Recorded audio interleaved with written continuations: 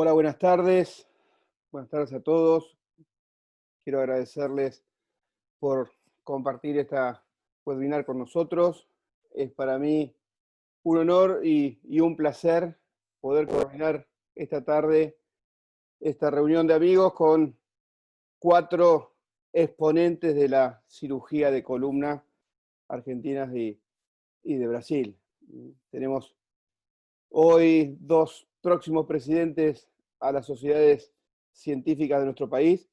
El doctor Felipe Lanari, de Buenos Aires, próximo presidente de la Sociedad Argentina de Patología de Columna Vertebral, y de Belo Horizonte, Cristiano Meneses, próximo presidente de la Sociedad de Columna de Brasil.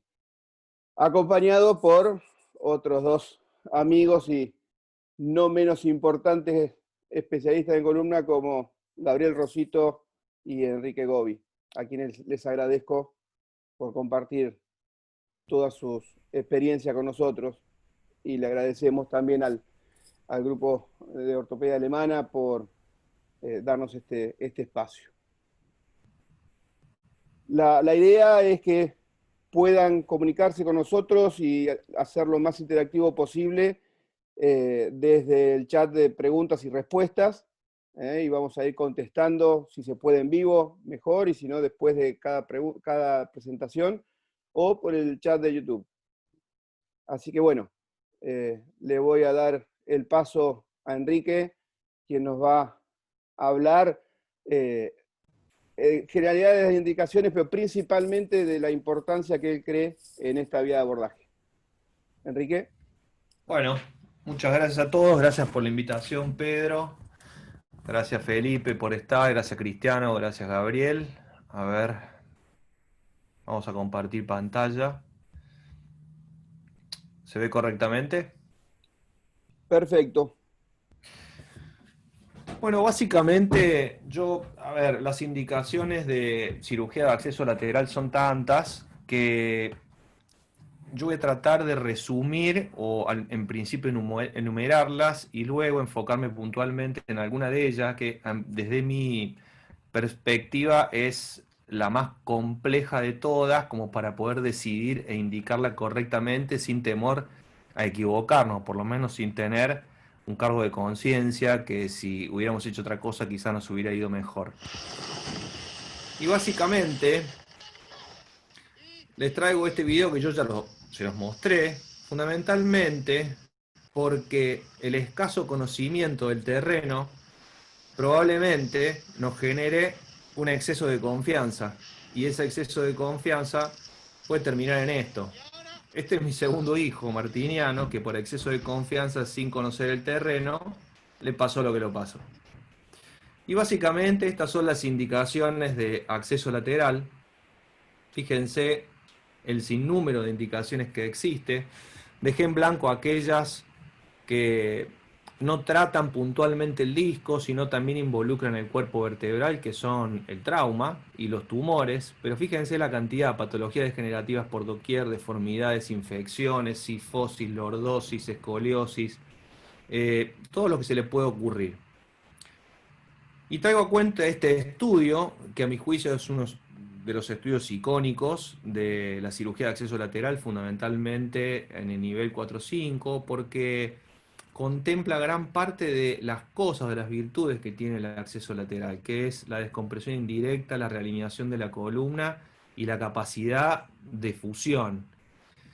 Muy bien, Roger describió que el acceso lateral generaba una reducción muy buena, una estabilización muy buena y una descompresión indirecta muy buena, con bajos costos y poca internación y morbilidad, con pocos síntomas remanentes, sin reporte de pseudoartrosis y con un alto índice de satisfacción por parte de los pacientes.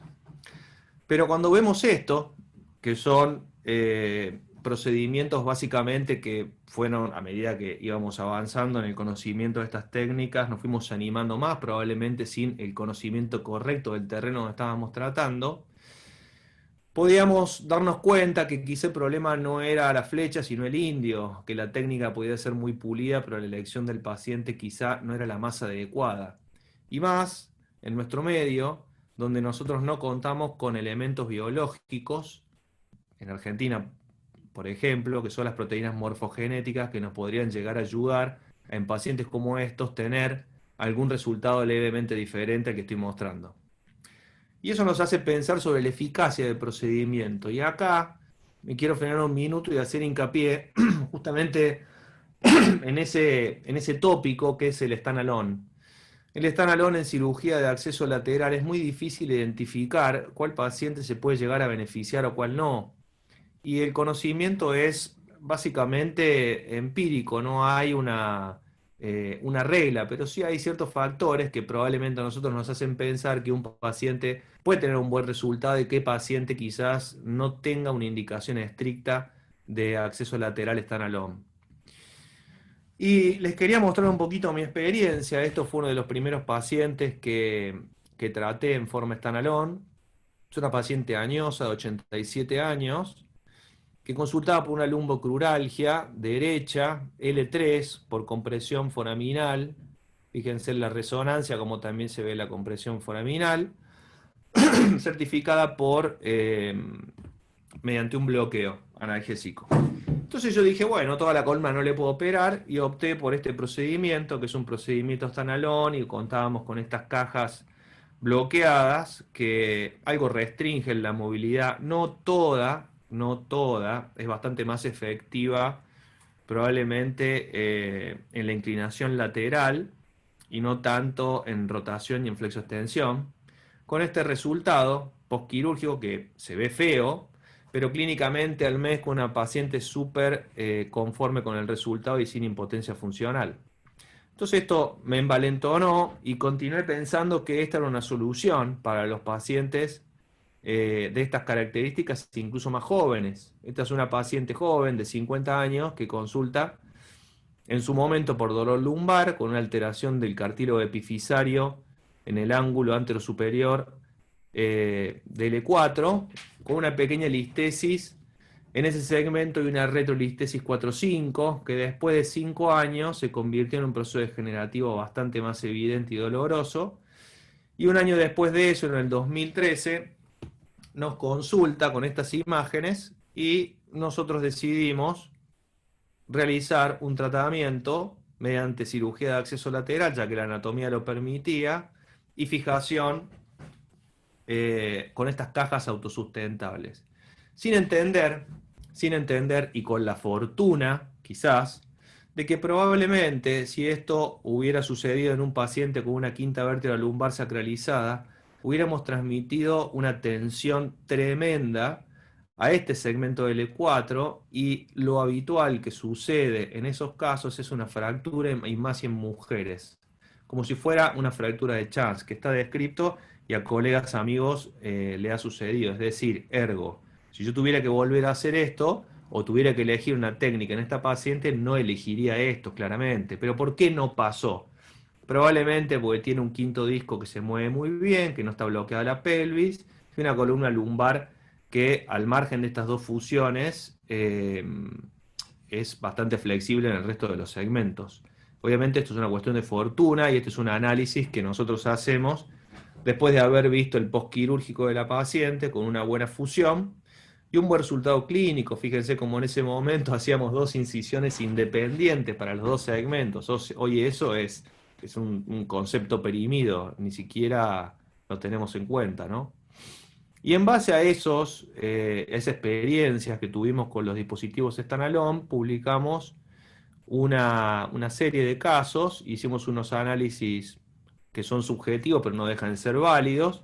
Y la conclusión más importante es esta, básicamente, que consideramos que gran parte de la superficie del cuerpo vertebral debería estar cubierto al menos en un 65% por el dispositivo intersomático, pero esto no deja de ser una medida que es arbitraria y que se toma en el promedio de nuestros pacientes. Básicamente hay muchas otras variables periféricas que pueden hacer que un dispositivo de estas características falle, y eso es lo que vamos a ver ahora. Esta es una paciente que fue intervenida en 2 oportunidades con retiro de material de síntesis por infección, en el cual, después de curado su infección, obviamente una paciente obesa con un body mass index elevado, se realizó una cirugía, un MISCLIF, con este resultado, fusión, pero con una cifosis de la columna lumbar en relación a su incidencia pélvica, se lo puede ver claramente, y obviamente con una evolución en los próximos 5 años, con colapso asimétrico del disco y listesis degenerativa. Pero el detalle en esta paciente no es no menor. Ese quinto disco no tiene movilidad, no tiene capacidad o tiene una movilidad tremendamente reducida por la hemisacralización de su quinta vértebra lumbar. Nosotros no lo tuvimos en cuenta en el contexto de esta estrechez y de esta inestabilidad, esta listesis 3/4, y hicimos una técnica impecable, a mi juicio, mediante una fusión standalone o un dispositivo standalone atornillado, con un excelente resultado postquirúrgico, una paciente súper contenta con su descompresión indirecta, en el contexto de una paciente con una cifosis lumbar baja y un quinto disco desfuncionalizado en forma congénita. Obviamente, acá están las imágenes pre y postquirúrgicas con una reducción perfecta. Y esta es la imagen a los 3 meses de cirugía y una paciente que vuelve a la consulta con los mismos síntomas. Con la fortuna de que al tener los tornillos de L4 largos, eso le sirvió de plataforma al dispositivo para que no siga progresando y quizás no haya sido más catastrófico el resultado. Es decir, nos encontramos con una recidiva de su compresión indirecta por subsidencia del dispositivo, pero no más allá que eso, podría haber sido peor. Y esto quizás por toda la tensión que se generó en el dispositivo, ya que todo este bloque de fusión estaba unido a la pelvis por esa hemisacralización y no tenía un quinto disco sacralizado en el contexto de una lordosis lumbar que tenía su relación invertida. En consecuencia, era obvio que esto iba a suceder en este dispositivo, pero no lo contemplamos y obviamente fallamos. Acá está el paciente y bueno, luego se complementó por vía posterior. Este es un paciente de similares características, pero con un resultado disímil, ya que es un paciente que tiene menos demanda. Es un paciente con una aneurisma de aorta, ustedes verán, bueno, es un paciente panvascular, con esta estrechez de conducto, y trastornos degenerativos y neumodisco en todos los segmentos. En este caso lo que hicimos fue una liberación de ese segmento, una fusión 360 y 2 dispositivos de 26 milímetros de diámetro anteroposterior por arriba, pensando en la recidiva y que tuviera probablemente una sobrevida un poco más larga este procedimiento, que al año no tuviéramos ya un problemita. Radiológicamente parece fantástico, como se ve en la tomografía, y a los 6 meses tenemos este resultado en donde se empieza a ver que los dispositivos empiezan a hacer subsidencia, pero el resultado clínico sigue siendo bueno. El resultado clínico al paciente le resulta. Probablemente porque el inconveniente mayor haya estado en 4 o 5, no en el resto de la columna. Entonces, puede ser que a lo mejor haya sido un exceso esos dos dispositivos laterales. Este es otro paciente en donde también nos consulta por un síndrome de adición, claro, en el contexto de una cifosis lumbar baja, una pérdida de la lordosis lumbar entre 4 y sacro, dos signos de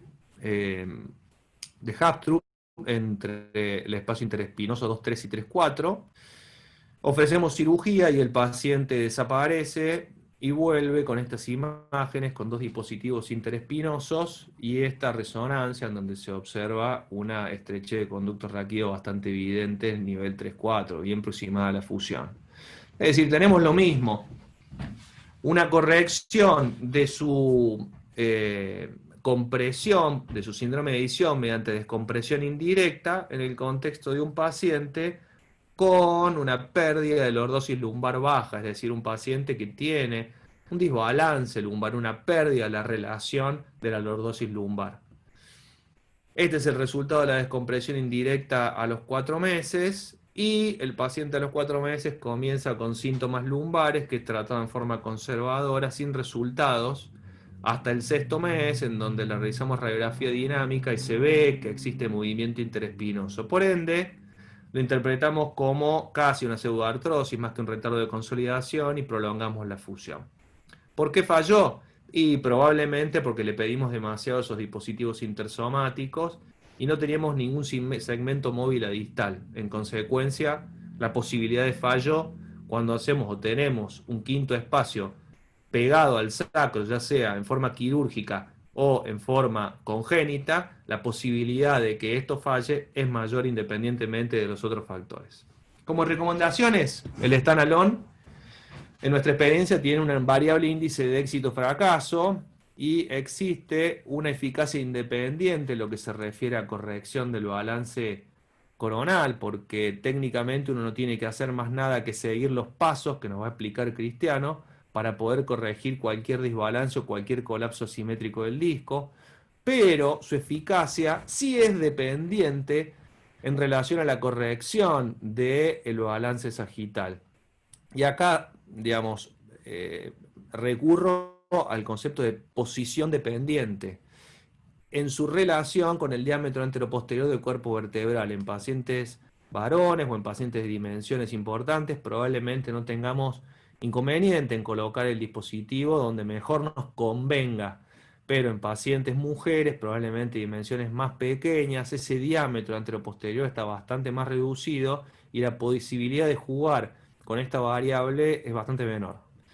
Como mensaje, evitar el estanolone en osteoporosis, no recomendado en laterolistesis o anterolistesis, quizás en retrolistesis sí, porque se comporta como una pseudo inestabilidad, no sería una estabilidad grosera como una latero o una antero, no lo sé.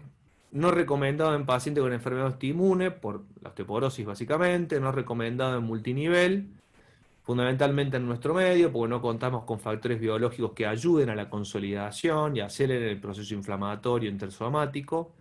Se recomienda en pacientes con buen balance sagital, y no me refiero a balance espinopélvico ni lumbopélvico, sino a la relación que existe entre la columna lumbar alta y baja. Requiere una técnica impecable para no dañar los empleys.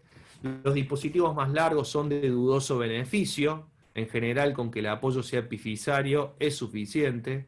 Los emplates esclerosos en general nos ayudan, ya que pueden llegar a evitar en cierta manera la subsidencia, y consideramos que la cobertura de ese platillo o de ese emplate debería ser superior o por lo menos al 65%, y esta podría ser una variable, a nuestro juicio, que ayudara para evitar la subsidencia y preservar descompresión indirecta. Muchas gracias.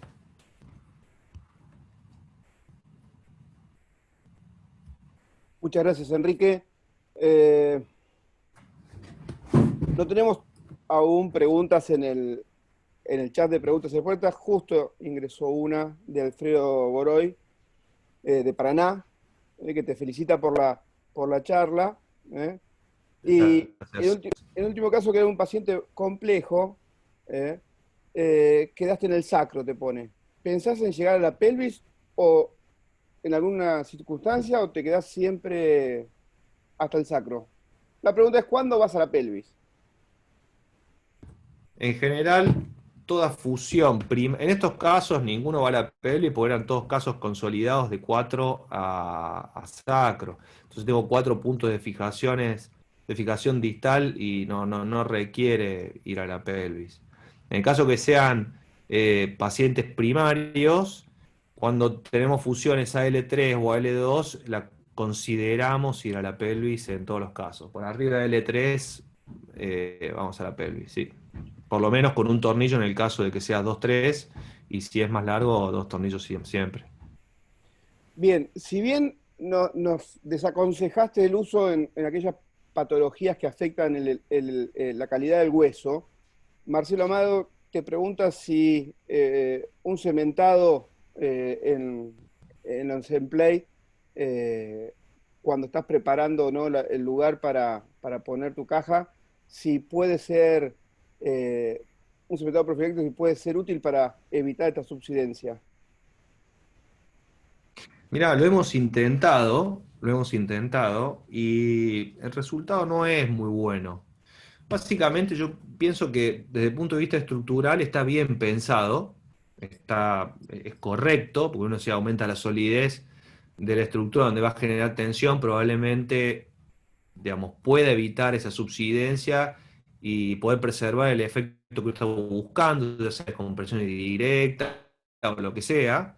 Pero el cementado lo que hace de las vértebras cefálicas y de la vértebra distal, es decir, proximal y distal, lo que hace es alterar la vasculatura de los emplates, y es muy importante esa vasculatura para la nutrición y para la llegada de sangre al espacio intersomático cuando está en tu caja, ya sea con algún complemento óseo o con injerto o con lo que sea, para que se genere consolidación. Entonces, probablemente la pseudoartrosis esté favorecida cuando uno cementa esos segmentos vertebrales por arriba y por abajo. De hecho, tuve una presentación en el Spine. ¿Lo vas a decir vos, Felipe? Desmuteate, ¿eh? Nada, te quería preguntar Desmuteate. después, seguí tranquilo.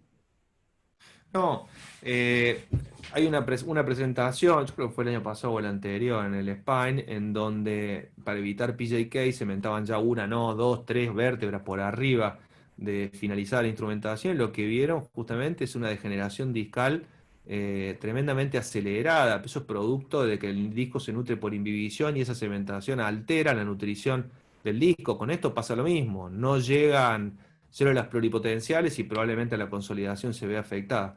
Insisto, desde el punto de vista estructural está bien pensado, desde el punto de vista biológico puede llegar a estar afectado. Difícil de cuantificar. Bien, En el INMAS del año pasado presentaron un trabajo sobre necrosis discal Claro, en el ahí está. contexto de una presentación por PJK, Exacto. donde describían perfectamente la necrosis discal por alteración de la inhibición a través de la placa de epipisario. Sí, tal cual. Fue presentado en el IMAS en un simposio sobre cómo prevenir el PJK en este tipo de pacientes.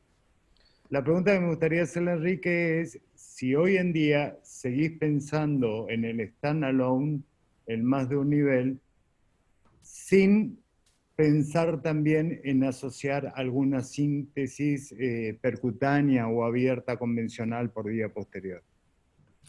Creo que el standalone en mi o en nuestra práctica ha quedado reducido a las indicaciones estrictas que dije anteriormente. Buen stock óseo, quinto espacio libre, buen balance y relación de la columna lumbar alta con la columna lumbar baja, si se puede esclerosis de los segmentos vertebrales y dispositivos que tengan gran cobertura. Me parece que queda reducido ahí. bien, Claro. Pablo Cirna. Excelente, Quique. ¿Con qué rellenas las cajas? Perdón, ¿Con qué? lo relleno con sustituto óseo en PUTI, que es una matriz nanométrica, que es osteoconductiva. Dice tener alguna capacidad osteoinductiva, pero es de dudosa, digamos, no se puede comprobar, porque Bien. no tiene ninguna célula que estimule nada de eso. Y Y los resultados son buenos, ¿eh? bien, Son buenos. más o menos la tasa de pseudoartrosis con el Stanalón. La tasa de Stan es, a ver, insisto, mi experiencia con Stan Alone es una experiencia muy diversa. Entonces, yo no puedo decir que tengo una tasa X de Stan Alone porque no puedo comparar manzanas con naranjas. Pero básicamente, la tasa de Stan Alone se reduce mucho, pero mucho, si respetamos las consignas que estuvimos nombrando, estuvimos mencionando al final. Si no respetamos esas consignas, la tasa de fallo y subsidencia es casi asegurada, casi asegurada. No te podría decir un número.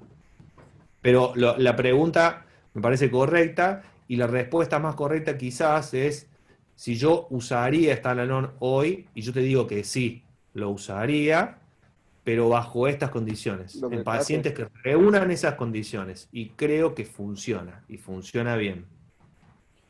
Bueno, Para, perfecto. para complemento de lo que dijo Enrique, cada vez tenemos mejores resultados con el uso de la cerámica microporosa, que realmente genera un advenimiento de los stem cells hacia el sustituto óseo. Hay publicaciones muy nuevas. Nosotros nos animamos a usar esto en forma pura porque la caja, el injerto está bajo compresión axial constantemente. Sin embargo, hay una publicación nueva del Spine de ahora, de este año, donde hicieron comparaciones de injerto autólogo con, perdón por dar nombres, con el Atrax, poniendo Atrax de un lado e injerto autólogo, y las tasas de fusión fueron mayores en el Atrax que en el injerto autólogo mismo. Y eso que el injerto no estaba sometido a compresión axial como en el X-Lift que utiliza Enrique, con muchísima precisión. Era postero lateral, sí. Sí, sí, es verdad. Bueno, muy bien. En los espectadores veo gente de mucha experiencia, pero el mayor porcentaje que le ha traído esta webinar es por, como un poco como decía Quique, no solo desconocimiento del terreno, sino de la técnica. Así que ahora vamos a tener el placer de escucharlo a Cristiano, que nos va a hacer un análisis pormenorizado de la técnica. Cristiano. Buenas noches a todos. Me gustaría inicialmente de cumprimentar a todos los argentinos, a la Sociedad Argentina de Columna, que me siento siempre muy feliz, muy contento en ser invitado de estar entre ustedes, porque los respeto tremendamente. Yo pienso que el nivel de la cirugía de columna ahí en Argentina es el más alto a cualquier nivel del mundo. Y me encanta los amigos que tengo, me encanta la calidad de la cirugía de columna, de los cirujanos. Imaginando que un año atrás, en agosto del año pasado, estaba con ustedes en Buenos Aires, en el curso de la sociedad, y ahora parece otra vida, parece que hay tanto tiempo. Deseo en breve estar entre ustedes en Argentina, un país que a mí me encanta. Mira, solo antes de empezar mi presentación de un vídeo de paso a paso de la técnica, me gustaría solamente de decir que vamos a publicar el primer trabajo prospectivo randomizado de Atrax, de injerto sintético nanotexturizado, comparado con injerto de crista. Yo empecé este trabajo a 5 años atrás. El último paciente va a hacer 24 meses que entró en el estudio, que es un estudio randomizado, y nuestros resultados serán publicados, yo creo, al inicio del próximo año. Pero les digo que cuando comparado al injerto de crista, para un nivel de XLIF, con fijación unilateral en casos que no hay inestabilidad translacional con la espondilolistesis y bilateral cuando hay espondilolistesis, es una tasa de fusión al promedio del 90% con Atrax y al 98% con injerto de crista, que todos imaginan que sea realmente mejor. Para este trabajo, los casos eran muy estrictos, puro Atrax o puro crista. Ahora, hoy por hoy, lo que yo hago es sacar un poco de hueso de la crista con una trefina, o mismo un aspirado de médula ósea, y mezclar con Atrax, que yo pienso que garantiza esta pequeña diferencia entre las tasas de fusión. Ok, vamos adelante. Voy a compartir con ustedes un vídeo que es un vídeo que utilizamos en uno de nuestros cursos, que es el curso de AO Spine sobre técnicas de mini-invasivas de artrodesis lumbar.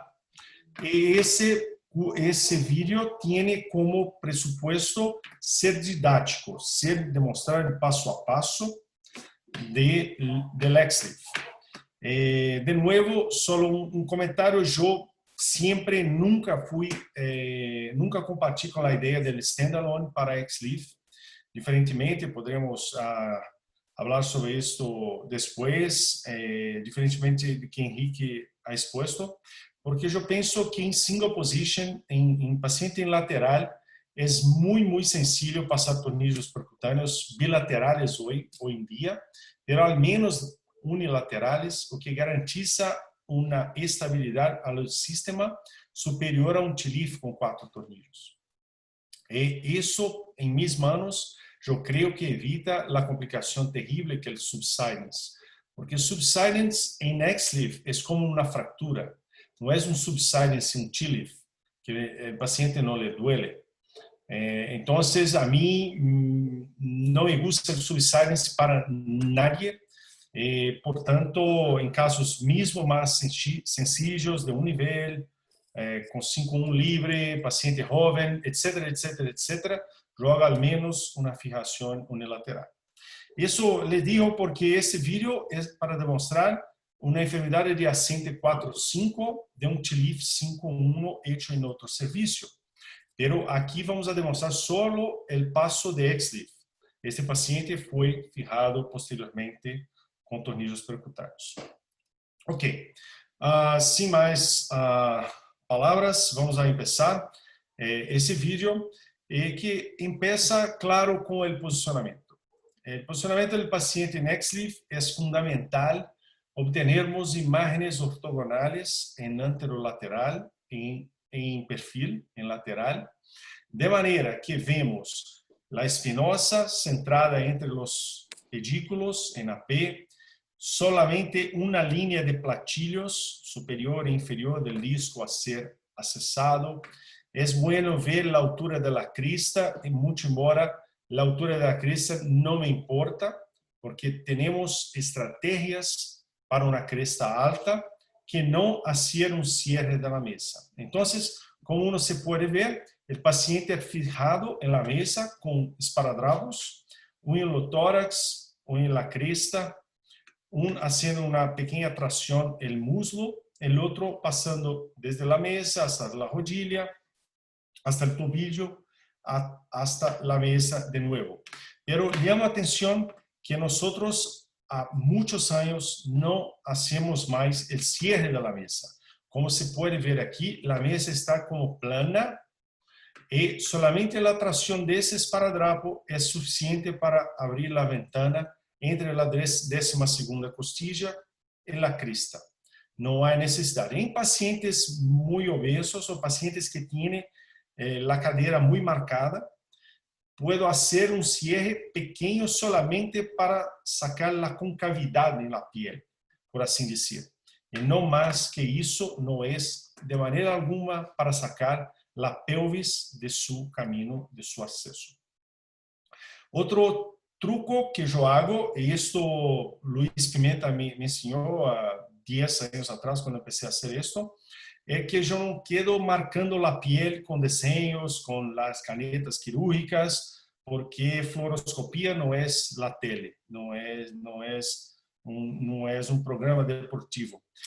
Fluoroscopía nosotros debemos utilizar con responsabilidad. Entonces yo marco la incisión solamente con una pinza sobre la piel, veo el posicionamiento ideal y con el bisturí lo marco. Es todo. No hago como un cuadrado en la parte anterior, la parte posterior y todo más. La incisión es hecha no más que 3-4 centímetros para 2 niveles, en disposición con las líneas de tensión de la piel, y vamos a utilizar electrocauterio solamente en la grasa subcutánea. Una vez que llegamos a la fase del oblicuo externo, no se utiliza más monopolar. ¿Esto por qué?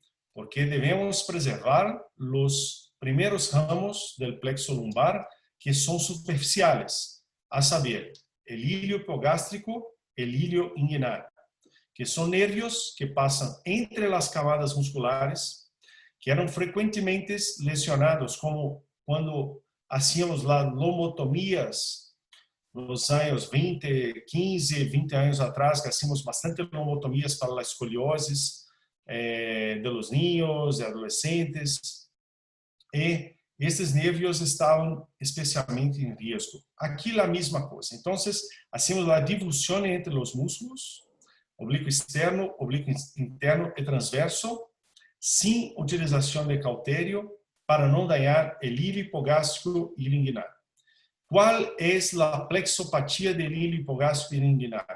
Es exactamente una pseudoherniación incisional o pseudo-bulging de la musculatura abdominal, que se queda con parecia cuando lesionamos estos nervios, y también con alteraciones sensitivas que van desde la parte baja del abdomen hasta la región inguinal. Entonces, después de hacer la disección, el plan a plan de los músculos de la pared abdominal, vamos a llegar a la fascia transversales. Entonces, después, oblicuo externo, oblicuo interno, músculo transverso del abdomen, y llegamos a la fascia transversales. La fascia transversales es es transparente, es muy sencilla, es muy frágil, disculpe, y uno se ve la grasa retroperitoneal por transparencia.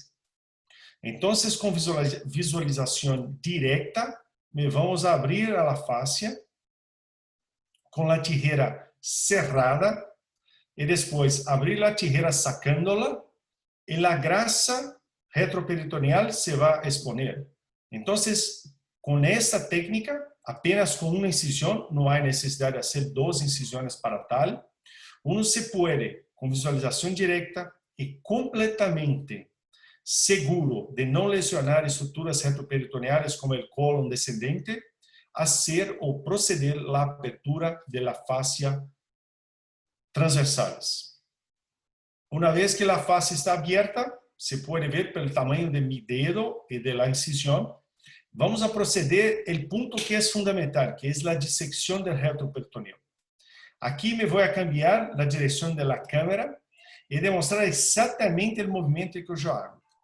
Yo hago un movimiento de disección posterior hacia el cuadrado lumbar, palpear la transversa al fondo, hacer la disección por abajo de la crista y por arriba en dirección a la 12ª costilla. Solo después de esto, solo después de desplegar totalmente la grasa de la parte posterior, me voy al encuentro del psoas. El psoas no va a fugir, no va a salir de donde estás. Entonces no necesita de ir directamente al psoas. Se hace una liberación posterior, tranquila, y todas las estructuras se van a mover para anterior. Solo después de esto, empiezo a barrer, una varredura sobre el psoas. Podremos palpear la columna, dependiendo si el paciente es pequeño, se puede palpear hasta la aorta adelante. Aquí, como es un vídeo totalmente didáctico, uno se va a ver el psoas. Normalmente, con la punta del dedo cirujano, tiene la condición de saber que no hay estructuras entre la piel del paciente y la superficie del psoas, que está totalmente seguro para tal.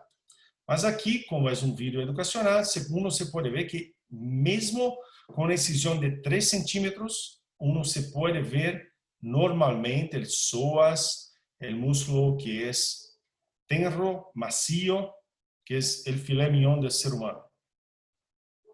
Después vamos a proceder con la pasaje transpsoas, que es un punto fundamental para la técnica. Yo empiezo con el primer dilatador. A mí me gusta apuntar el primer dilatador para el tercio posterior del disco. ¿Por qué el tercio posterior? Porque mi retractor, el retractor de XLIF, es un retractor trilaminar. La lámina posterior quedará fija. Las 2 láminas anteriores que van a se mover para anterior. Si uno se deposita el retractor al promedio, se va a abrir al anterior y va a poner en riesgo el ligamento común anterior y los vasos. Entonces, me gusta proceder lo más posterior posible y hacer el monitoreo, que aquí está representado con neuromonitoreo convencional, con neurofisiólogo. Pero yo utilizo el M5, que me da más que proximidad, pero dirección donde están los nervios. Y llamando atención que en L4 y L5 me voy a encontrar signos rojos en hasta 67% de las veces. Claro, el posicionamiento que yo quiero para mi retractor es exactamente a frente del plexo lumbar del nervio femoral. No quiero estar a 2 centímetros del plexo, porque una vez que esté exactamente a frente, yo tengo espacio bastante para trabajar anterior sin el riesgo de lesión neurológica. Esta varredura es hecha con el M5, el Neurovision. Todo instrumento rombo que me voy a poner en retroperitoneo, yo acompaño con mi dedo indicador. Encontro signos rojos para posterior, entonces tengo certeza que los nervios están para atrás de mí. Entonces voy a proceder con la colocación de ese retractor, que es el Maxis. El Maxis está en la 4ª generación, llegando a la 5ª generación, actualmente en desarrollo. Es un retractor totalmente adecuado para cirugía lateral. ¿Por qué? Tiene 12 milímetros solo de diámetro, entonces cerrado, el retractor no hace ningún trauma a los tejidos. No hace trauma a psoas, no hace trauma a los nervios, no hace trauma a nadie. Una vez abierto, sí. Una vez abierto, se debe utilizarlo al máximo de 20 minutos. Hay estudios demostrando que en 20 minutos, abajo de 22 minutos, la chance de ocurrencia de una parestesia, de una lesión nerviosa del nervio femoral es muy, muy rara. Entonces, cuando yo necesito de más tiempo, o que hago yo? Solamente cierro el retractor, espero por 5 minutos la oxigenación de los tejidos y termino la cirugía. Pero hoy por hoy, con la práctica, con casi 700 ex-lifes hechos, y la gran mayoría incluye 4 o 5, lo que hago yo es un trabajo transpsoas bastante rápido, que está en promedio entre 8 y 10 minutos.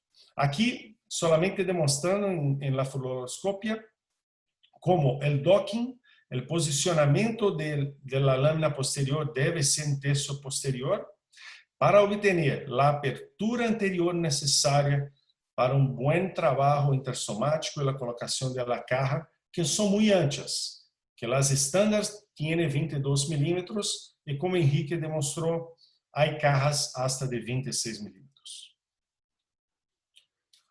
Una vez hecho esto, con el retractor cerrado, porque una vez que está cerrado, no se daña nada.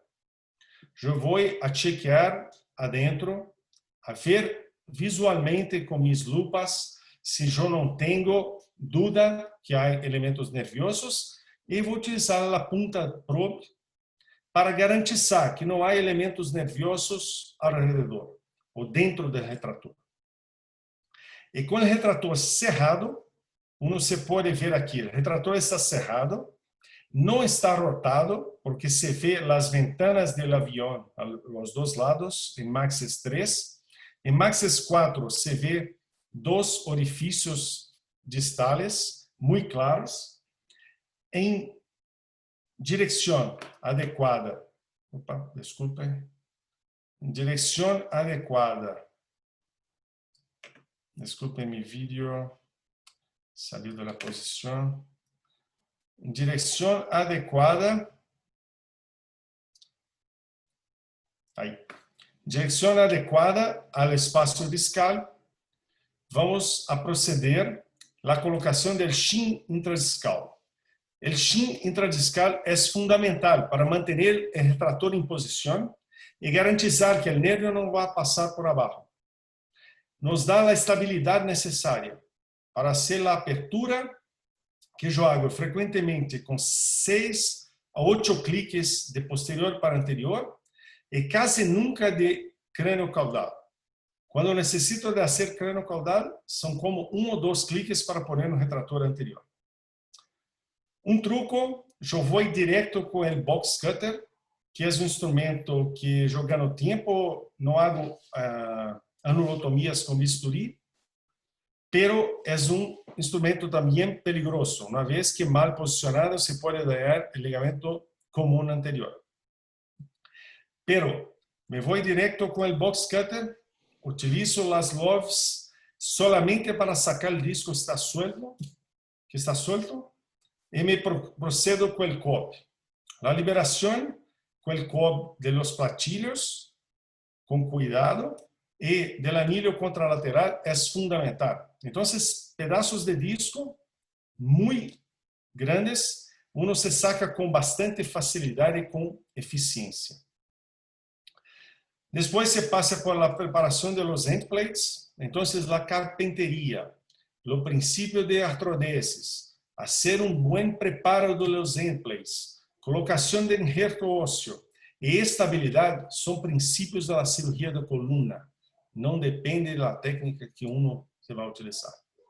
Yo procedo con el trialing, con la prueba, y siempre utilizo la prueba para saber el largo de la caja. La altura de la caja es muy sencilla. Si aquí coloco una prueba 8, está floja, pero no tanto para ser una 12. Claro que la caja será la 10. No necesito poner la prueba 10 para escoger una caja 10. Entonces, son trucos que hacen con que ganemos tiempo tiempo de retracción del psoas, tiempo para su paciente salir de esta posición y de se sentir mejor. Aquí una imagen intraoperatoria, se ve que no hay sangrado. Cuando se prepara bien los platillos, el cuidado con la carpintería se debe ser absoluto. No es porque está con una caja grande, no es porque hay acceso lateral que la fusión es garantizada. La fusión es garantizada en las manos de cirujanos expertos que saben preparar los platillos. Yo utilizo estos slides para proteger los platillos durante la impacción, en especial cuando estoy utilizando instrumentos angulados, en 4-5 y 1-2. Pero de rutina, yo utilizo estos slides para proteger mis end plates de rutina, en todos los casos. El fellow lo mantiene en posición y me voy a colocar el injerto. La caja con injerto. Aquí hacía parte del protocolo de Atrax que les dije, era puro, ¿no? Pero hoy por hoy yo gasto como 1 minuto con una trefina percutánea o con una aguja de Jamshid para sacar sangre de la cresta, mezclo con Atrax, y Atrax, como tiene una nanotextura, funciona como una esponja proteica, manteniendo las células pluripotenciales. La impacción es hecha sin rotación, porque las cajas son largas, son anchas y por tanto deben estar ortogonales, bien posicionadas. Después me voy a chequear si hay algún sangrado, si hay una condición que no sea deseable. Coloco un agente hemostático, a mí me gusta el FlowSeal, el Surgiflow, que no hace expansión. El posicionamiento final de la caja, lembrando que en este caso yo saqué los tornillos y he hecho una fijación unilateral en ese paciente. El cierre es hecho en la fascia del oblicuo externo. No es una región de herniaciones incisionales, pero el capricho, el cuidado en cierre también es importante. Y yo acostumbro hacer la fijación pedicular percutánea en lateral. Y hoy por hoy hay algo que estoy muy contento, que estamos publicando también, que ganando bastante experiencia, que es hacer el ALIF en decúbito lateral. Entonces yo hago hoy mis casos de ALIF, yo hago mi propio acceso también lateral. Entonces si yo hago un 3-4, 4-5, 5-1, empiezo con los X-Lifts, continúo con la ALIF en lateral y pongo los tornillos percutáneos de Reline, todos en single position surgery, y ganando eficiencia, porque nuestros quirófanos, no creo que en Argentina sea tan diferente de Brasil, no son tan eficientes para cambiar la posición del paciente varias veces. Muchas gracias. Gracias a ti, Cristiano. Muy didáctico el video. No sé, Felipe, si querías hacer algún comentario. Nada, felicitarlo a Cristiano y a Enrique, porque la verdad que las dos charlas fueron excelentes, el video fue recontra ilustrativo. La única pregunta que me gustaría hacerte es ¿por qué la decisión de entrar primero por el abordaje lateral y no por el X-Lift anterior, por el ALIF anterior? Tengo una respuesta muy sencilla, porque el X-Lift, yo tengo una experiencia mucho más larga. Entonces yo hago X-Lifts en poco tiempo, muy efectivamente. Me voy a compartir solamente para te ilustrar algo como esto. Rápidamente, que yo separé aquí para te mostrar eso. Ese es un caso que yo he hecho há 2 semanas. La paciente tenía una escoliosis degenerativa y yo decidi hacer X-Leafs 23, 34, 45, um X-Leaf 5.1 e tornillos percutâneos desde L2 a S1. Eu gastei como 52 minutos para hacer os 3 X-Leafs. Em 52 minutos eu estava com os 3 intersomáticos de X-Leafs hechos. 1h30, 90 minutos para hacer a leaf em lateral e depois 1h30 para hacer os tornillos. Eu penso que esse flujo para mim é mais interessante, porque a leaf, mesmo para o cirurgião que faz seu próprio acesso, é sempre mais estressante manejar a vena ilíaca, hacerlo com bastante calma. Então, eu empiezo com o passo que creio que é mais sencillo. E miram como quedou o pós-operatório. Esse é outro caso, é um caso de um paciente que havia hecho 2 TLIFs, e nós sabemos como um TLIF L4-S1, não em todas as manos, mas em manos de cirujanos menos expertos, se vai ser um flatback, e se vai ter uma enfermidade adyacente muito rapidamente, coisa de 1 ano e meio, o paciente estava com enfermidade adyacente, e com uma pseudartrose. Então hicimos um Nexalif em 4.5, desculpe, um Nexalif em 5.1, sacando a carga de TLIF. Em 4.5 havia uma fusão sólida, não havia como, e um ACR em 3.4 para garantizar um restabelecimento do alinhamento sagitário espinopélvico, como se pode ver aqui.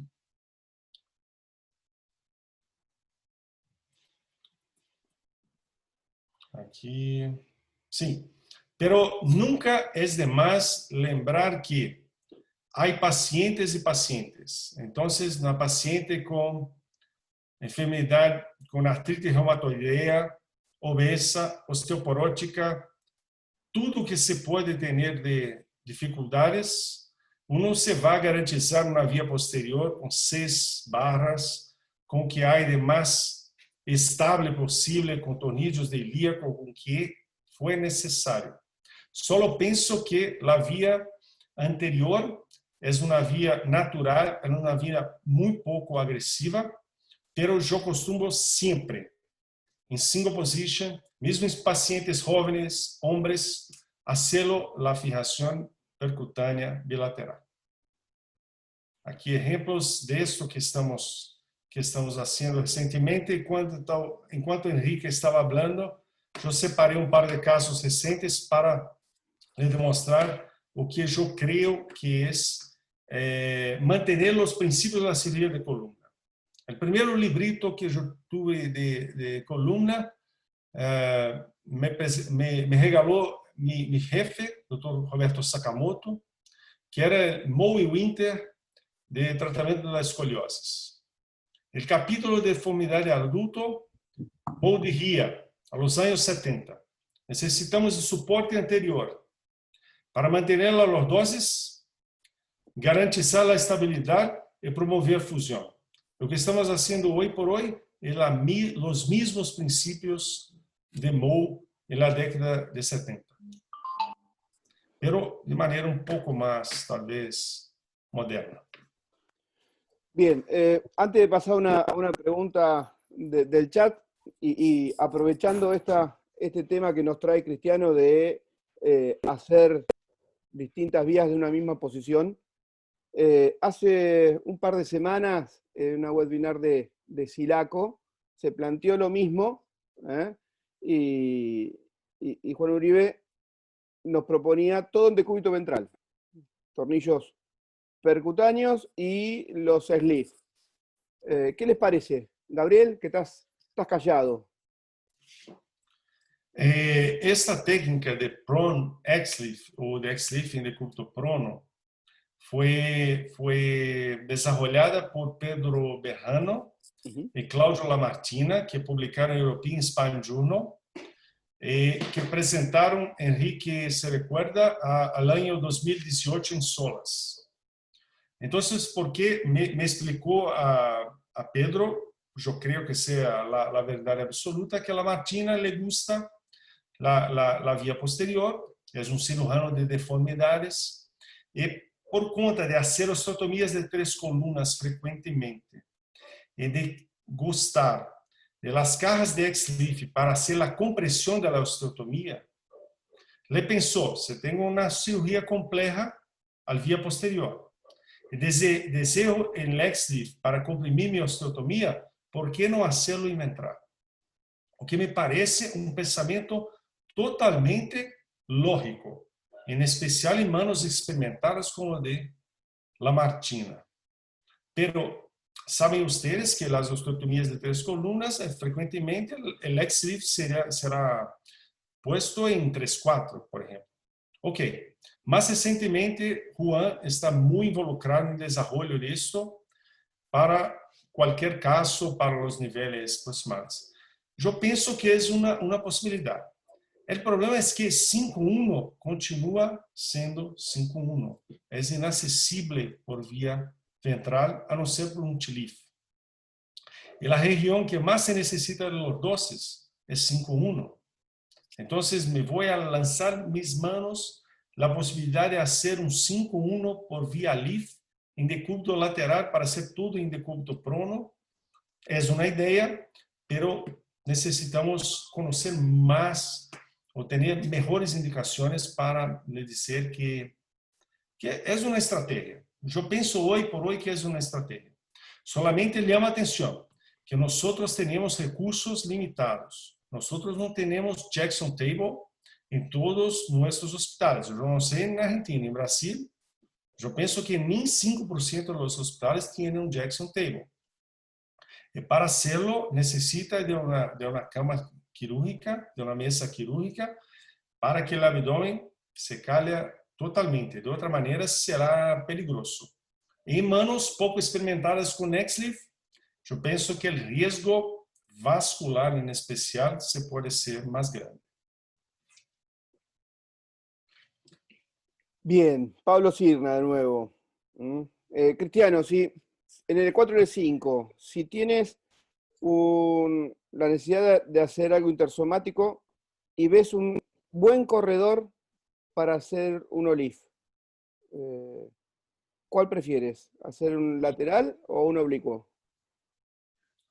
De nuevo, nosotros sabemos que hay variaciones técnicas y que el anterior a SOAS, el ATP, tiene algunas ventajas. En mis manos, la ventaja más factible es en caso de una corpectomía de L4.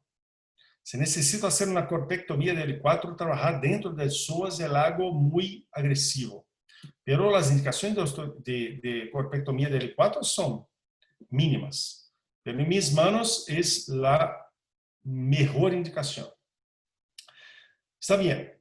En manos experientes, hacer prep-psoas o trans-psoas será equivalente. Pero les recuerdo que la ventana prep-psoas no les garantiza seguridad en los casos que el ex-leaf no es seguro. ¿Cuándo me preocupa el 4-5? Cuando hay anatomía de transición. Entonces, cuando me voy a hacer un ex-leaf y hay anatomía de transición, estoy atento. Por veces, la anatomía de transición es mala para lateral, pero es buena para leaf. Entonces, cambio solamente para leaf. Yo hago una leaf más seguro, porque en la anatomía de transición la bifurcación ya ocurrió, y evito las complicaciones de ex-leaf. Para los casos de anatomía de transición, el anterior SOAS no ayuda en nada. Al contrario, se va a salir de frente con la vena ilíaca y también se recordar al promedio del cuerpo de L5 de la vena iliolumbar. Por fin, en manos experientes yo creo que funciona el prep-psoas también. Pero tenemos más complicaciones que en ex-leaf no se tiene, como subsidence, que es 3 veces más frecuente por cuenta de la maniobra ortogonal, posicionamiento inadecuado de cajas, cajas más pequeñas que las cajas de ex-leaf, disfunciones simpáticas, porque el plexo simpático se pasa en la porción anterolateral, y cuidado con el ureter. Yo hago mi acceso para 5-1. Yo evito los simpáticos, yo evito el ureter, yo evito la vena. Pero, entonces, para mí, para hacer 4-5 anterior a psoas no es problemático, pero así yo prefiero 4-5. O que me preocupa es el cirujano que cree que 4-5 anti-psoas es más seguro, y no es. Y va a tener complicaciones que son complicaciones que el cirujano no está acostumbrado a hacer. Una paresia, o peor que sea, ustedes saben tratar. Una lesión vascular, no sé si la mayoría de los cirujanos de columna están capaces de tratar. Sí, sí, Enrique, a eso iba. Que te quedaba la lesión vascular, que es 3 veces más frecuente en 4-5 con anterior psoas que con transpsoas. Eso, las dijiste a todas. Y no hay diferencias estadísticamente significativas en lo que refiere a lesión neurológica entre anterozoas del plexo, hablo, anterozoas y transpsoas. Es verdad, existe en el transpsoas, pero esas diferencias no son estadísticamente significativas. Si uno respeta todo lo que dijo Cristiano, el tiempo y la técnica. Pero el secreto está ahí en justamente educarse de una manera en donde uno respete el tiempo y la técnica. Y vaya tranquilo, que si le sobra, si le falta tiempo, bueno, afloja el retractor, piensa, respira, planea sus próximos pasos y termina. antes de pasar al caso, una pregunta que, ¿Podría ser una recomendación, Pedro? por favor, Felipe. La realidad es que lo que yo recomiendo es la utilización de un cirujano de acceso vascular con experiencia vascular. Hay varios trabajos, inclusive de Bob Isla, que es amigo de Cristiano y de Enrique, donde habla claramente sobre la importancia del cirujano vascular en la disminución de las complicaciones. Acuérdense que cualquier lesión parcial de la vena es un incremento sustancial en el riesgo de trombosis de la vena ilíaca. Entonces, la recomendación universal es no al abordaje propio, por más que uno tenga experiencia, sino yo diría al abordaje compartido con un cirujano de experiencia en vascular. Antes de pasar al caso, Gabriel, ¿algún comentario? No, interesantísimo los comentarios y la experiencia de Enrique y de Meneses. Le preguntaba a Cristiano, veo que siempre pones la clavija o te pones a posterior en el cuarto espacio. Hay bastante recomendación en trabajar en el centro del disco, en el cuarto espacio. ¿Qué opinión me podés dar de eso? Y si tenés mucha incidencia de lesiones por neuropraxias en el cuarto espacio, ¿no? Poniendo o trabajando tan posterior como muchos lo contraindican. Gabriel, yo pienso que excelente colocación suya. Yo tuve la oportunidad de hacer mi doctorado en la Universidad de São Paulo, exactamente estudiando esta anatomía a través de neurografía por resonancia magnética. Y yo publiqué en 2015, European Spine Journal, un estudio con 196 lados, 98 pacientes, 94 pacientes, 188 lados de la anatomía del plexo. Yo me siento totalmente confortable de poner mi primer dilatador en tercio posterior, porque este dilatador es rombo y a través del monitoreo me voy a saber si estoy en posición adecuada o no. Si tengo un monitoreo favorable, me voy a colocar los retractores. Me voy a chequear de nuevo con el retractor cerrado o el probe. Y al final me voy a abrir el retractor olhando si no hay un free run, si no hay una alteración. Entonces, a mí me gusta estar más cerca del nervio posible. A mí me gusta tener el enemigo al lado, no cuando no sé dónde estás. Cuando yo tengo signos o una anatomía desfavorable, me voy al centro del disco. No es el más común que hago, es excepcional. y con visión directa yo me voy a traer el retractor más posterior. Entonces él le dijo que hoy por hoy yo paso como 8, 10 minutos con apertura de psoas hasta terminar mi implantación de la caja. Cuando yo hago esta maniobra, yo salgo como un loco para terminar eso rápido, porque no quiero tener retracción de nervio. El nervio femoral o las raíces nerviosas que van a formar el nervio femoral, porque en verdad en 4-5 tenemos raíz de 2-3 con raíz de 4. No tenemos la integridad del nervio femoral que solamente es hecha, es formada abajo de 4-5. Y con cierre, abriendo solamente el retractor de posterior para anterior. Te digo que en 700 casos, yo tuve 2 casos de paresia 4-5. Uno en principio de mi curva de aprendizaje fue un error, realmente, una lesión grave. Y otro que yo no te explico cómo, mi fellow estaba haciendo, preparado para hacerlo, ya había hecho varias veces, yo estaba dentro de la cirugía, entonces la responsabilidad es mía. Pero la paciente recuperó totalmente en 3 meses. Yo pienso, ¿por qué? Porque el tiempo de retracción también fue pequeño. Ahora, los resultados catastróficos solo ocurren en mi pensamiento, en los cirujanos que no están acostumbrados con la anatomía del plexo lumbar. Una vez sabiendo la anatomía del plexo lumbar, se puede respetar y se puede anticipar cualquier mal posicionamiento del retractor. Te hago un comentario. Mi pregunta era solo dirigida al cuarto espacio, porque estoy de acuerdo en el segundo y en el tercero. Era solo si vos cambiás tu posicionamiento del canal de trabajo para el cuarto. Esa era la pregunta. Si en el no, en tomás... 75% de mis casos yo tengo que ir a 4-5, porque es el disco más frecuentemente acometido. Él dijo que yo posiciono el primer retractor. Los colegas de toda Sudamérica que vienen a Belo Horizonte, que vienen mis cirugías, vean que este es como una rutina. Yo hago el X-Lift como paso a paso y no cambio un paso sequer. Y yo pienso que eso garantiza mejores resultados.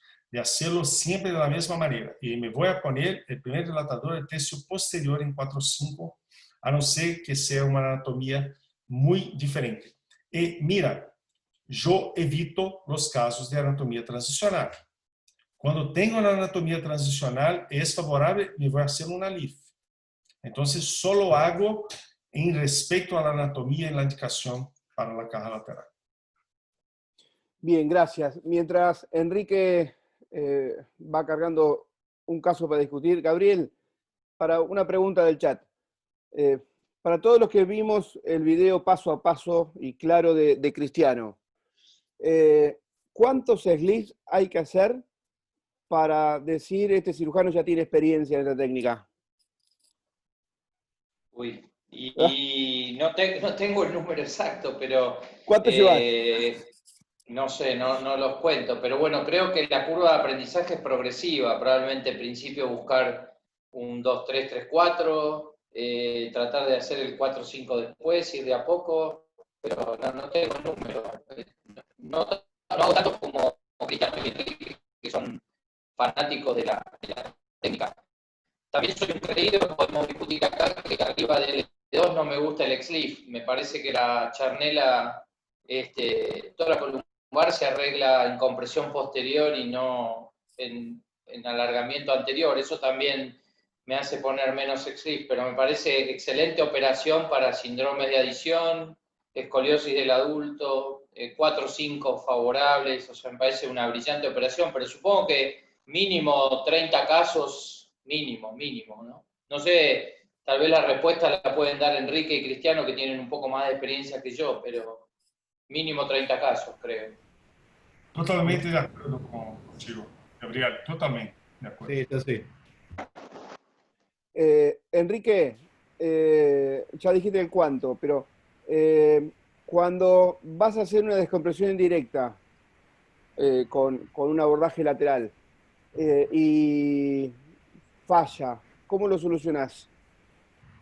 y por vía ¿Cuánto posterior, tiempo, ¿no? bueno, pero cuánto tiempo después vas a hacer la vía posterior? ¿Cuánto tiempo le das de chance? Mira, habitualmente hay dos tipos de fallo, el fallo agudo y el fallo subagudo. El fallo agudo es producto seguramente de una técnica deficiente, haber violado los platillos articulares y eso, si no está resuelto en una semana, probablemente hayamos perdido después de ese tiempo, digamos, el efecto que estábamos buscando con la descompresión indirecta por subsidence, por subsidencia. Y después tenés los casos subagudos, que son aquellos que están relacionados con una falta de consolidación por cuestiones biológicas o por cuestiones de balance, como estamos suponiendo, como estamos viendo, haciendo un análisis retrospectivo de nuestros pacientes, que esos son pacientes que pueden esperar. Si consideramos que es un retardo de consolidación a los 3 4 meses, lo podemos esperar hasta los 6, pero después de eso, si continúa con síntomas y con movilidad evidente o micromotion, la indicación es quirúrgica, ¿no? Una es una indicación más urgente que otra, claramente, porque los fallos agudos requieren una solución inmediata porque nadie hace pensar que va a ser mejor mañana. Eh, Básicamente por eso. Bien, discutamos un caso.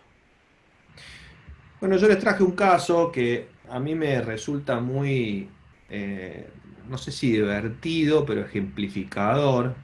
Esta es una chica de 30 años que a mí no me viene a ver con estas imágenes, pero encontré dentro de su historial, la conozco ya hace 13 años, 13, 14 años, encontré esta imagen con una escoliosis olistésica seguramente, en el contexto de una listesis sísmica, monja, a la cual le hicieron varios procedimientos y terminó con este procedimiento quirúrgico, con varios tornillos en mala posición.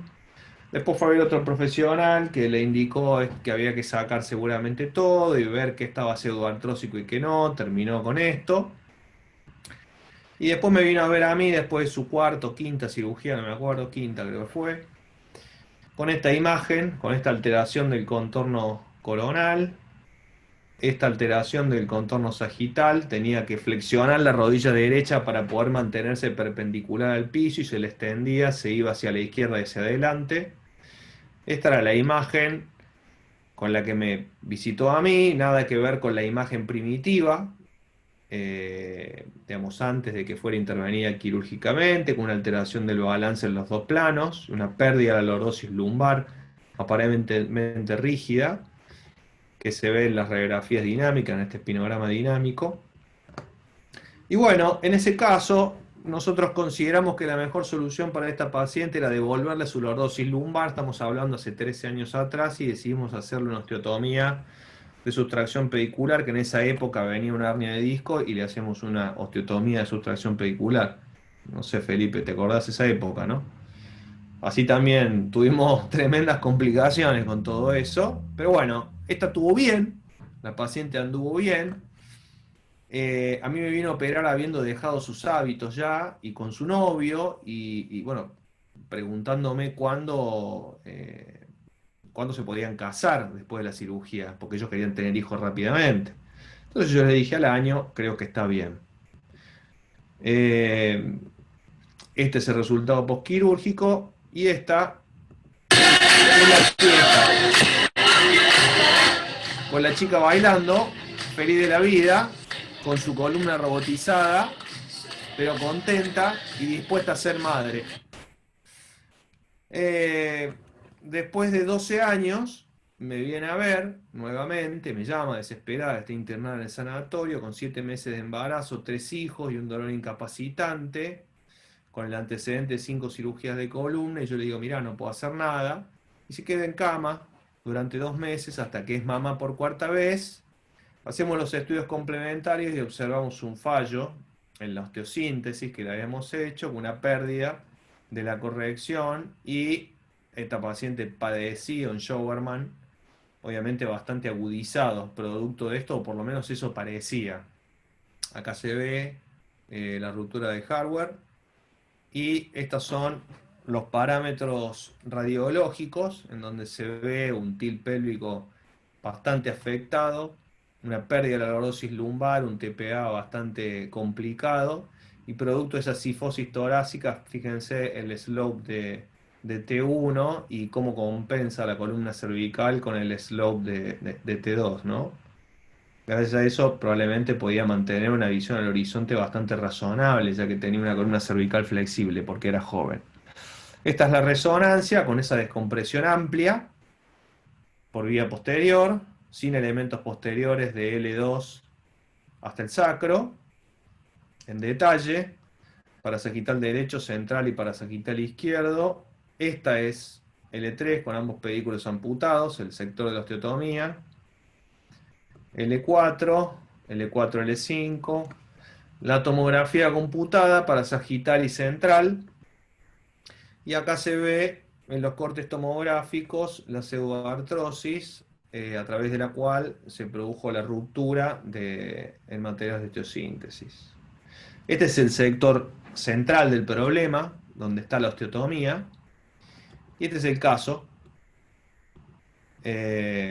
Básicamente, para resumir, vamos a dejar acá, opera a múltiples oportunidades, la minectomía amplia, madre 4x4, pseudoartrosis, pérdida de lordosis lumbar, cifosis congénita proximal con buena compensación cervical y con un balance positivo más que evidente. Así que bueno, lo Gabriel, presentamos para discusión.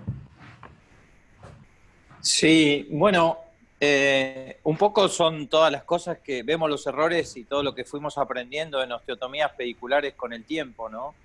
Una osteotomía hecha en un apex alto, sin barras satélites ni accesorias, sin fijación pelviana, una pseudoartrosis, o sea, sin hacer una osteotomía extendida al disco, falta de fusión. Hoy lo que estamos viviendo es un desbalance grosero, donde los números nos hablan de un mismatch bastante importante, un paciente con el sacro vertical, la pelvis retrovertida y con la complicación además de una laminectomía enorme para hacer la osteotomía pedicular. Así que creo que es un paciente, por supuesto es un ateneo de laterales, así que me imagino, conociéndolo a Enrique, hay que recomponer el balance sagital y seguramente para él habrá sido un candidato para ACR, fijación a la pelvis y ir arriba hasta T4 probablemente. Pero bueno, hay que lograr una realineación importante. Ayer en uno de los ateneos que hacemos siempre hablábamos con Felipe de la dificultad de entrar de nuevo cuando hay grandes laminectomías, hacer nuevas osteotomías pediculares. Así que me parece es un muy buen candidato para ir atrás, sacar, ir a la pelvis, ir hasta arriba. Si es necesario hacer alguna facetectomía por arriba, hacerla, hacer ACR en 2 niveles probablemente y fijación en un tercer tiempo, T2 pelvis, T3 pelvis, T4 pelvis, o columna dorsal alta a la pelvis. Ese sería un poco mi probable programa, ¿no? Qué lindo programa. Cristiano, Qué lindo programa. otra variante.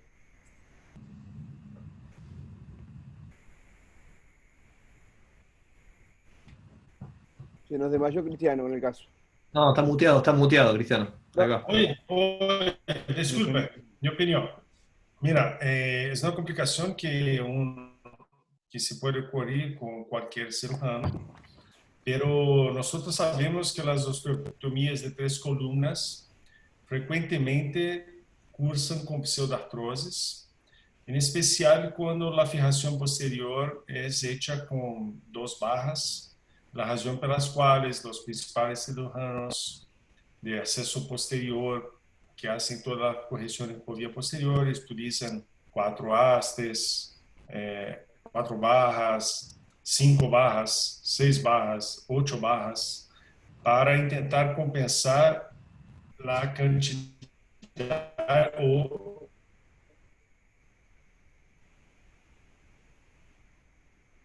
la ausencia de soporte anterior, que uno se puede lograr con T-lifts como Schaffer, como Lenke, pero a mí me gusta la vía anterior por una de esas razones. Aquí me llama a atención que yo no sé, la tomografía no me demostró 5-1. Está fusionado 5-1. Está fusionado 5-1, está Por fusionado. lateral. A ver. Lateral. Ok, ¿por qué? Mismo con fusión sólida 5-1 exterior, hay trabajos que demuestran que se puede ganar los dosis por alivio. Algo que nadie pensaba años atrás, pero los trabajos de Vincent Aillet, de Canadá, y otros trabajos publicados en Global Spine Journal, nos demostró que es posible con una artrodesis posterior. Entonces yo intentaría con una LIF hacer ganar 5 o 10 grados, o que sea, 5-1 yo intentaría, y después iría a poner un next lift en 2-3, 3-4 para revisar posterior. En este caso yo pienso que T4 no sería suficiente, porque la cifosis es muy alta. Probablemente iría a T2 en esta niña. Entonces, uno podría hacer la liberación de estos tornillos por lateral, si tú quieres, e intentar paso a paso liberar el alif bien hecho, e intentar poner una caja al final, mantener. Y no haría o que yo no haría, sería un ACR en 3-4, sin una barra posterior, mesmo que transitória, porque há a pseudartrose atrás, há uma osteotomia de subtração, se saca o disco e se saca o ligamento anterior, comum anterior, uno se pode luxar a coluna de...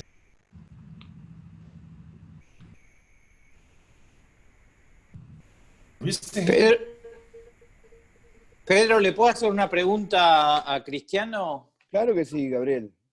Sí, claro. Cristiano,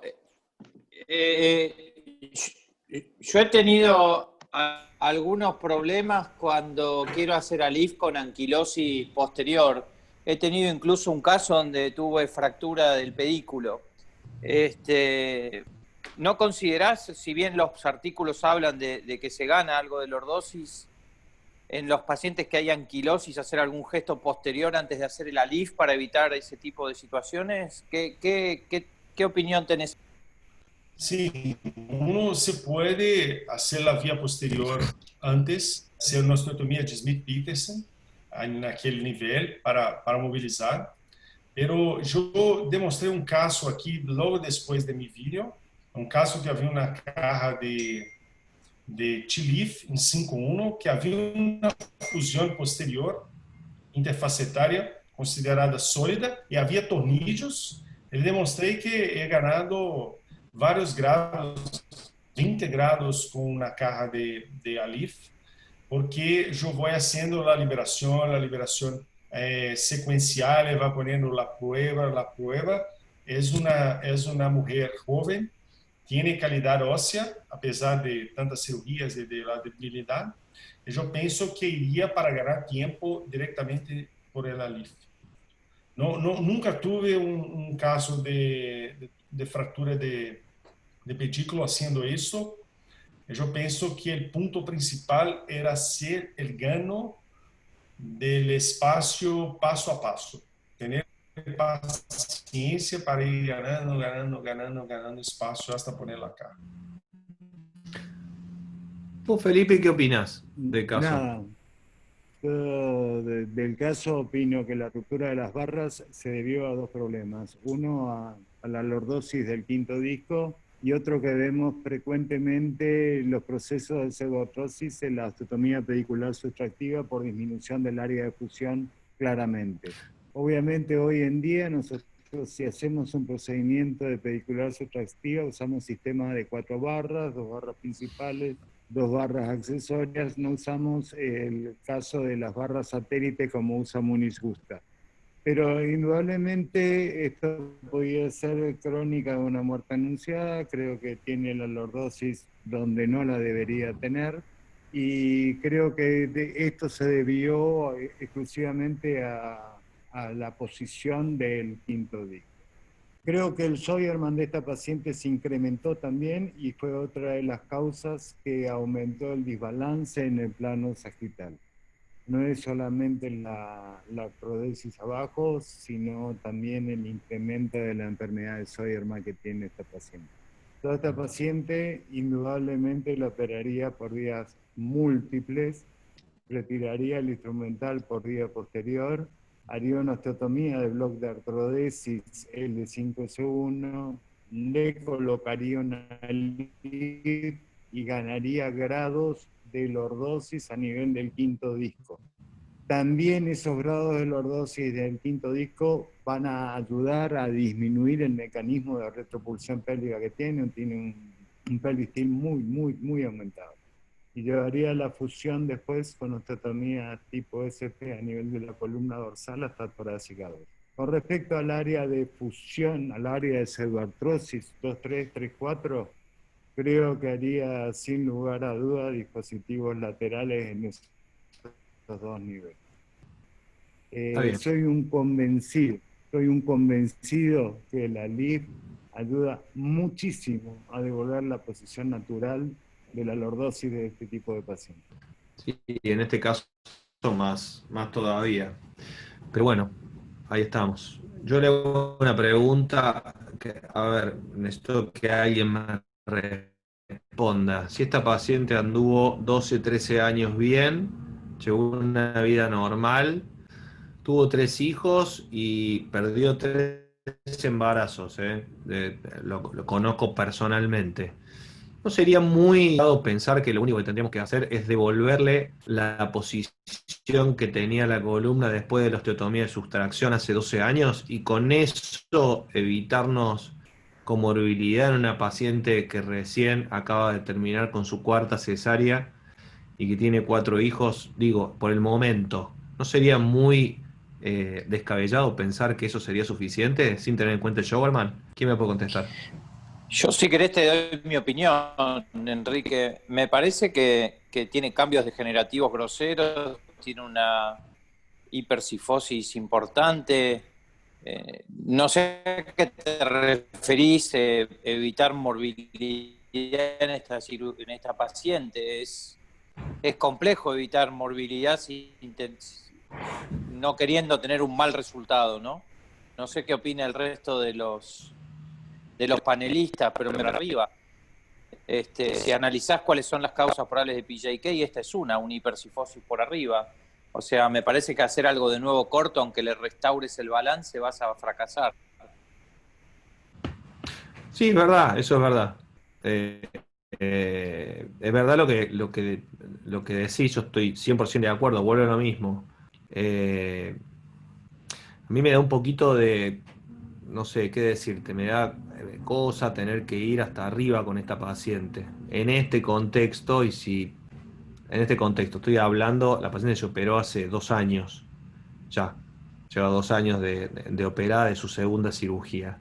Digo, no me parece descabellado pensar, obviamente ya sabemos que corregimos una deformidad con otra, con la osteotomía, que por ahí esa hipercifosis pueda seguir tolerando o pueda seguir aguantando un par de años más, porque lo viene compensando bastante bien, o lo venía compensando hasta que la barra se rompió, pues fue un evento agudo. No sé, qué sé yo.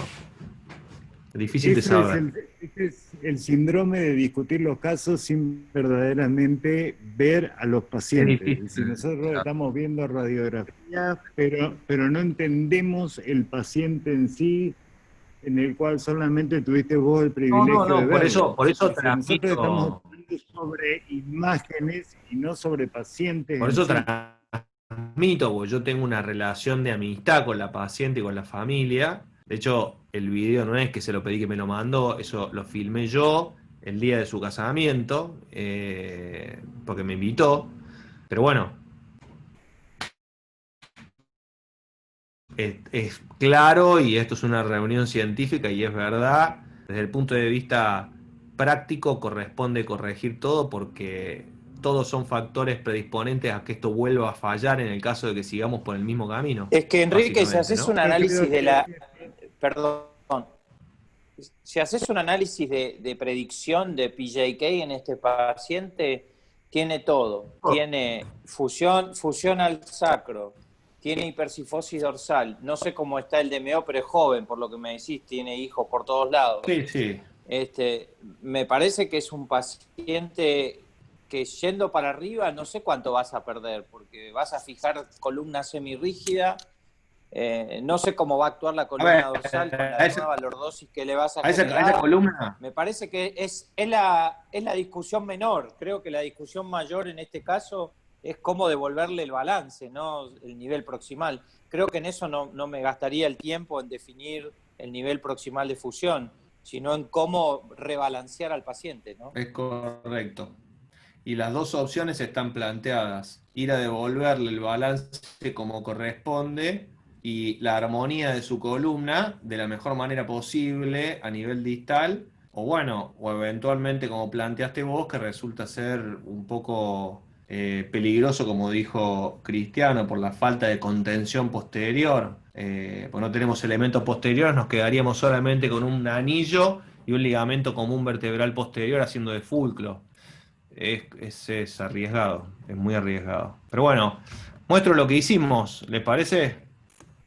Y que esto se definiría como un ISDEF clase 4 y con todos los signos de riesgo de desarrollo de un PJK. Básicamente. Por edad, por posición de la última vértebra instrumentada, por fusión al sacro y por la corrección que obtuvimos en su momento con más de 10 grados de corrección lordótica. Es decir, tiene todas las características como para desarrollar un PJK si no se toman en consideración los dos factores importantes que tenemos en este momento, que es la hipercifosis y la hiperlordosis del quinto disco. Pero no se puede corregir como un MISDEF 4, porque ya estamos restringidos por vía posterior. Básicamente, ¿no?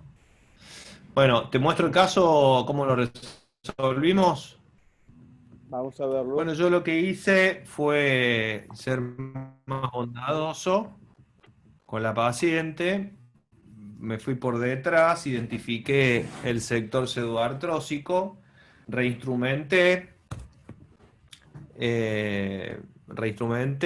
dejé todo más o menos en posición para tener una construcción 4S, que asociado a dispositivos de acceso lateral tiene muy bajísimo índice de pseudoartrosis, te diría que 0.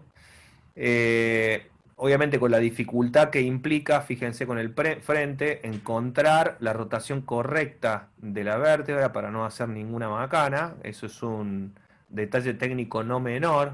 Este es el dispositivo colocado en el segmento proximal y este es la ventana del segmento distal con la colocación del dispositivo y esta construcción final.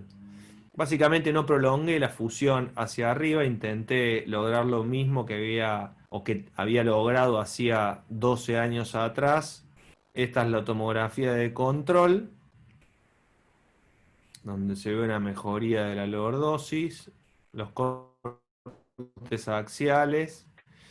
Y este es el resultado posquirúrgico, en donde claramente uno puede ver una mejoría en los parámetros lumbopélvicos, pero obviamente esa cifosis torácica termina desajustando todos esos parámetros, porque fíjate cómo esa cifosis torácica termina desajustando un TPA, que si no fuera así, el TPA sería completamente diferente y seguido de la cifosis. Así todo, la paciente consolidó, lleva 2 años de operada, se agarró coronavirus, estuvo internada con una neumonía con toda la familia y zafó y sigue zafando. Así que por ahora. Enrique, ¿te quedó desbalanceada para la izquierda? Antes estaba desbalanceada Siempre. para la derecha. No, estuvo siempre para la izquierda. Sí, siempre estuvo levemente desbalanceada para la izquierda, sí. Les hago una pregunta a todos los del panel, no sé si me permite Pedro. ¿Qué opinan cuando hay una fusión sólida L5-S1 en una revisión, si hay que ir a la pelvis o no? Es la pregunta del millón, ¿eh? Venimos hace 6 meses que venimos hablando de esto. 6 meses, barato, ¿eh? No sé cuál es la respuesta del panel. Si cuando hay una Yo te doy fusión mi sólida opinión L5-S1, hay que ir o no a la pelvis. Yo costumo Yo ir te- por yo te- tener riesgo. Disculpa. Adelante, Felipe. Eh, yo en este caso en particular, con un pelvis tilt alto, en esta paciente no iría a la pelvis, porque si la cirugía fue conservadora en la posición final de la paciente, le saco un mecanismo de compensación que es la movilidad entre 5 y 7 grados de la articulación sacroiliaca bilateral. Con una fusión sólida en este tipo de pacientes no iría a la pelvis. Y lo que sabemos claramente es que con el uso de una LIF, y hay trabajos publicados, la fijación L2-S1 es suficiente con el uso de una LIF atornillada. No así cuando voy a T10 y no así cuando voy a torácica alta 2, 3 o 4, en el cual se vuelve indispensable el uso de los tornillos ilíacos bilaterales. Pero en este paciente con un pelvis til alto, yo no bloqueo las articulaciones sacroiliacas. Bien. Bien. Bueno, básicamente. Es un paciente, Sí, tiene un perdón. PI de 81, eso es lo que también es un tema interesante a discutir en este caso. Cómo realinear los PIs tan altos, ¿no? Sí, a ver, la idea era encontrar 10 grados por debajo de ese PI, yo estaba conforme y bueno, básicamente creo que se logró. Pero creo que el detalle, al margen de que si vamos para arriba o no vamos para arriba, el TPA, la compensación, el tilde 1 y toda la mano en coche, es la utilidad de un dispositivo intersomático lateral mediante una cirugía mini invasiva con una anatomía muy, muy deteriorada, cómo nos genera o nos da biología para que esto consolide. Y eso creo que es lo destacable de este caso. El resto creo que lo podemos discutir y probablemente me hagan cambiar de opinión. Pero básicamente lo presenté por eso, porque técnicamente no es fácil colocar dos dispositivos intersomáticos laterales con estas alteraciones anatómicas. Uno tiene que estar muy seguro la dirección hacia dónde está trabajando y mediante una incisión pequeña y bueno, y con poco tiempo de cirugía logra una artrodesis sólida, ¿no? Ayudado por esta construcción posterior, que creo que la construcción posterior es clave. Eh, Así que, bueno, básicamente eso. No sé si hay tiempo para un caso más, Pedro, vos, no sé, decime. Y llevamos 1 hora 40, creo que fue muy productivo, salvo que no creo que sea simple y sencillo tu caso. Me parece que hemos cumplido con los objetivos. Es primario, Ah, bueno, vamos, es primario, es primario. vamos. Veámoslo. Es primario. Lo presento rápido y nos damos la opinión. ¿Cómo no? 55 años, dolor lumbar progresivo crónico, mujer, claudicación de la marcha central y radicular izquierda baja, mejora con el reposo y que tiene una buena respuesta, pero muy transitoria al bloqueo radicular selectivo, L4-BT. Ahora vamos a ver. Esta es la paciente con una alteración, una pérdida de la lordosis lumbar, fundamentalmente baja, con una lordosis entre 4 y 1 muy pobre, con una incidencia pélvica elevada, un pelvic tilt como mecanismo compensador bastante importante, un TPA y un mismatch patológicos. Estas son las imágenes en detalle. Imágenes de Ferguson, donde está la hemisacralización y el colapso asimétrico de 4 sobre la vértebra transicional. Estas son las radiografías dinámicas, resonancia, donde existe un estrechez de conducto fundamentalmente a nivel 3-4 y 4-5 sería foraminal. Este es el nivel 3-4. Ese es el nivel 4-5 o vértebra en transición, donde se ve la estrechez foraminal por colapso simétrico del disco a nivel izquierdo. Y este es el segmento en transición sacro 1. Este es el caso. Básicamente, paciente con pérdida de la lordosis lumbar, anatomía en transición, estenosis de conducto 3-4 sintomática con claudicación central y radiculopatía 4-6 o de la relación de la lordosis lumbar. Tengo una pregunta, Enrique. El quinto disco, que está hemisacralizado grado 3, Sí. ¿se movía las dinámicas o no? No, no se movía. No, incluso intraoperatoriamente he corroborado que no se No se movía. movía absolutamente para nada. No, no se movía. O sea, viene ese disco del 4 del 5, el primer y único disco móvil bajo.